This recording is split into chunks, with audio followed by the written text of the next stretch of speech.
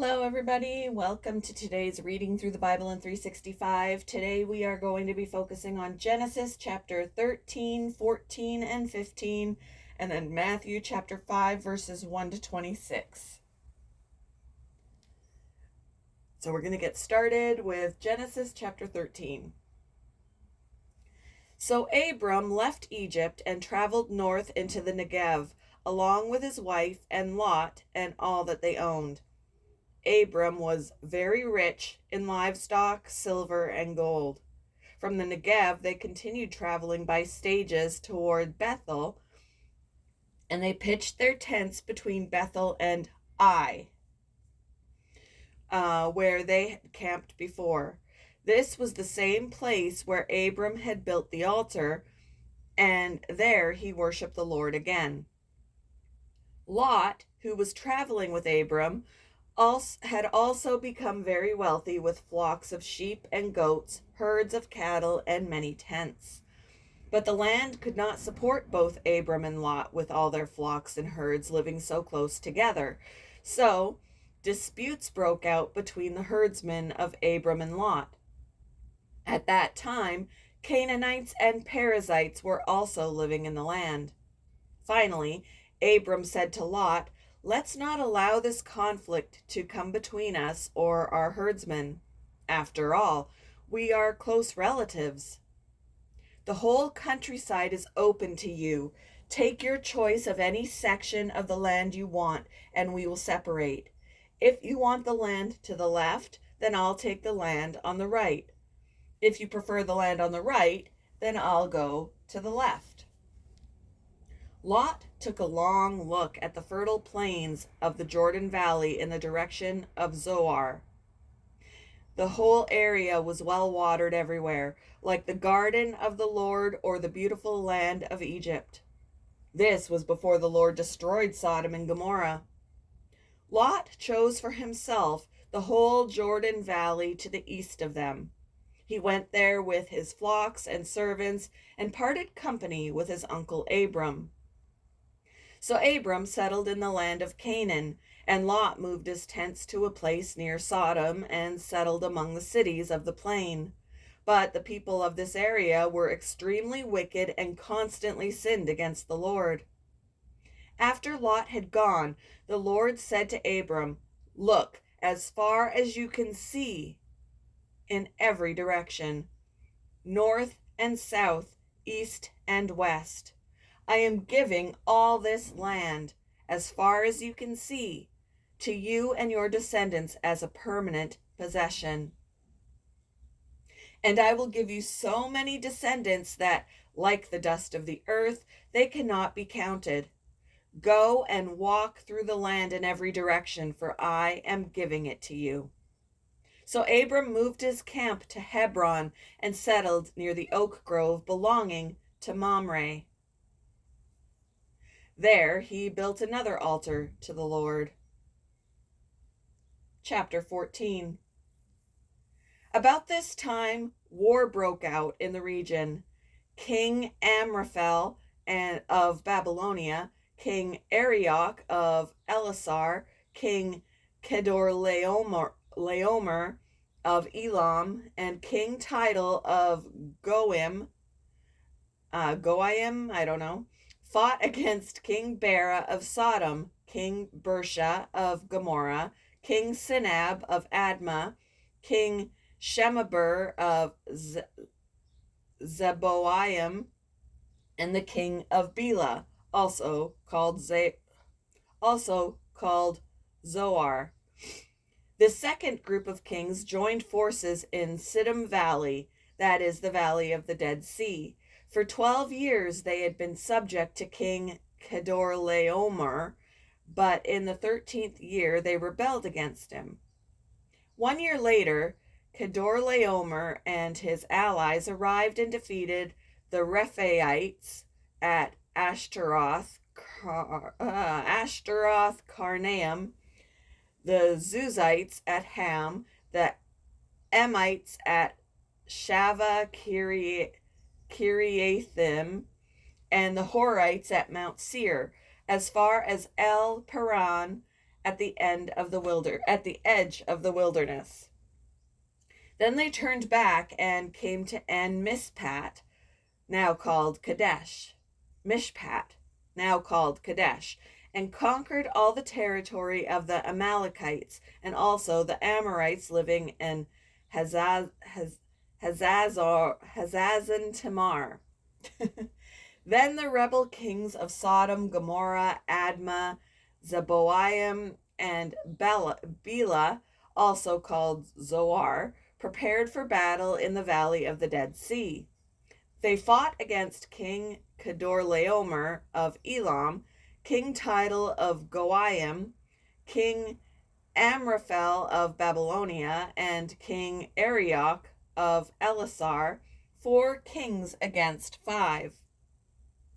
As it happened, the valley of the Dead Sea was filled with tar pits, and as the army of the kings of Sodom and Gomorrah fled, some fell into the tar pits, while the rest escaped into the mountains. The victorious invaders then plundered Sodom and Gomorrah and headed for home, taking with them all the spoils of war and the food supplies. They also captured Lot, Abram's nephew, who lived in Sodom, and carried off everything he owned. But one of Lot's men escaped and reported everything to Abram the Hebrew, who was living near the oak grove belonging to Mamre the Amorite. Mamre and his relatives, Eshcol and Aner, were Abram's allies. When Abram heard that his nephew Lot had been captured, he mobilized the 318 trained men who had been born into his household. Then he pursued Kedorlaomer's army until he caught up with them at Dan. There he divided his men and attacked during the night. Kedorlaomer's army fled, but Abram chased them as far as Hobah, north of Damascus. Abram recovered all the goods that had been taken, and he brought back his nephew Lot with his possessions and all the women and other captives. After Abram returned from his victory over Kedorlaomer and all his allies, the king of Sodom went out to meet him in the valley of Shaveh. That is the king's valley. And Melchizedek, the king of Salem and a priest of God Most High, brought Abram some bread and wine. Melchizedek blessed Abram with this blessing: "Blessed be Abram by God Most High, creator of heaven and earth. And blessed be God Most High, who had defeated your enemies for you." Then Abram gave Melchizedek 1/10 of all the goods he had recovered. The king of Sodom said to Abram, "Give back my people who were captured, but you may keep for yourself all the goods you have recovered." Abram replied to the king of Sodom, "I solemnly swear to the Lord, God Most High, creator of heaven and earth, that I will not take so much as a single thread or sandal thong from what belongs to you. Otherwise, you might say, I am the one who made Abram rich. I will accept only what my young warriors have already eaten, and I request that you give a fair share of the goods to my allies, Aner, Eshcol, and Mamre." Chapter 15. Sometime later, the Lord spoke to Abram in a vision and said to him, "Do not be afraid, Abram, for I will protect you, and your reward will be great." But Abram replied, "O sovereign Lord, what good are all your blessings when I don't even have a son? Since you've given me no children, Eliezer of Damascus, a servant in my household, will inherit all my wealth. You have given me no descendants of my own, so one of my servants will be my heir." Then the Lord said to him, "No, your servant will not be your heir, for you will have a son of your own who will be your heir." Then the Lord took Abram outside and said to him, "Look up into the sky and count the stars if you can. That's how many descendants you will have." And Abram believed the Lord, and the Lord counted him as righteous because of his faith. Then the Lord told him, I am the Lord who brought you out of Ur of the Chaldeans to give you this land as your possession. But Abram replied, O sovereign Lord, how can I be sure that I will actually possess it? The Lord told him, Bring me a 3-year-old heifer, a 3-year-old female goat, a 3-year-old ram, a turtle dove, and a young pigeon. So Abram presented all these to him and killed them. Then he cut each animal down the middle and laid the halves side by side. He did not, however, cut the birds in half. Some vultures swooped down to eat the carcasses, but Abram chased them away. As the sun was going down, Abram fell into a deep sleep, and a terrifying darkness came down over him. Then the Lord said to Abram, You can be sure that your descendants will be strangers in a foreign land, where they will be oppressed as slaves for 400 years. But I will punish the nation that enslaves them, and in the end they will come away with great wealth. As for you, you will die in peace and be buried at a ripe old age. After 4 generations, your descendants will return here to this land, for the sins of the Amorites do not yet warrant their destruction. After the sun went down and darkness fell, Abram saw a smoking fire pot and a flaming torch pass between the halves of the carcasses. So the Lord made a covenant with Abram that day and said, I have given this land to your descendants, all the way from the border of Egypt to the great Euphrates River, the land now occupied by the Kenites, Kenizzites, Cadmonites, Hittites, Perizzites, Rephaites, Amorites, Canaanites, Girgashites, and Jebusites. Moving on to Matthew chapter 5, verses 1 to 26. One day, as he saw the crowds gathering, Jesus went up on the mountainside and sat down. His disciples gathered around him, and he began to teach them. God blesses those who are poor and realize their need for him, for the kingdom of heaven is theirs. God blesses those who mourn, for they will be comforted. God blesses those who are humble, for they will inherit the whole earth. God blesses those who hunger and thirst for justice, for they will be satisfied. God blesses those who are merciful, for they will be shown mercy. God blesses those whose hearts are pure, for they will see God. God blesses those who work for peace, for they will be called the children of God. God blesses those who are persecuted for doing right, for the kingdom of heaven is theirs. God blesses you when you people mock. No.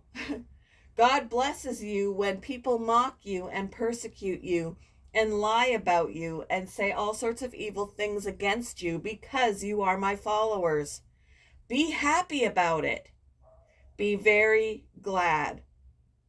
For a great reward awaits you in heaven. And remember, the ancient prophets were persecuted in the same way. You are the salt of the earth, but what good is salt if it has lost its flavor? Can you make it salty again? It will be thrown out and trampled underfoot as worthless. You are the light of the world, like a city on a hilltop that cannot be hidden. No one lights a lamp and then puts it under a basket. Instead, a lamp is placed on a stand where it gives light to everyone in the house. In the same way, let your good deeds shine out for all to see, so that everyone will praise your heavenly Father. Don't misunderstand why I have come. I did not come to abolish the law of Moses or the writings of the prophets. No, I came to accomplish their purpose. I tell you the truth. Until heaven and earth disappear, not even the smallest detail of God's law will disappear until its purpose is achieved. So if you ignore the least commandment and teach others to do the same, you will be called the least in the kingdom of heaven. But anyone who obeys God's laws and teaches them will be called great in the kingdom of heaven. But I warn you, unless your righteousness is better than the righteousness of the teachers of religious law and the Pharisees, you will never enter the kingdom of heaven. You have heard that our ancestors were told, "You must not murder." If you commit murder, you are subject to judgment. But I say, if you are even angry with someone, you are subject to judgment. If you call someone an idiot, you are in danger of being brought before the court. And if you curse someone, you are in danger of the fires of hell. So, if you are presenting a sacrifice at the altar in the temple and you suddenly remember that someone has something against you, leave your sacrifice there at the altar. Go and be reconciled to that person. Then come and offer your sacrifice to God. When you are on the way to court with your adversary, settle your differences quickly. Otherwise, your accuser may hand you over to the judge, who will hand you over to an officer, and you will be thrown into prison. And if that happens, you surely won't be free again until you have paid the last penny. Thank you for joining me for today's reading through the Bible in 365. I hope you all have a wonderful Tuesday, and I will see you in the next one, guys.